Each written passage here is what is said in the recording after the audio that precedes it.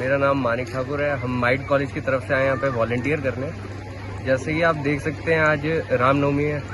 आज के दिन लोग पूजा करने आते हैं यहाँ पे। तो पूजा करते करते वो सामान तो बहाते हैं, साथ में जिस पॉलीथीन में वो सामान लेकर आते हैं वो भी ऐसे ही तवी में बहा देते हैं। तो उसकी वजह से पोल्यूशन बहुत होता है।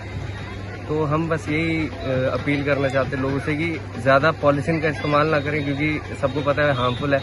आज हमने देखा कि लोगों ने पॉलीथीन कम ही लाए हैं। लोग भी अपनी तरफ से वो कर रहे हैं, इनिशिएटिव ले रहे हैं। और अब हम यहाँ से जो यहाँ पे पहले की पॉलीथीन वगैरह गिरे हुए हैं, जो नॉन बायोडिग्रेडेबल चीज़ें हैं, वो सब उठाएंगे और रिसाइकल बिन में डाल देंगे। फिर वहाँ से गवर्नमेंट अपना काम करेगी खुद ही और वो रिसाइकल होगा।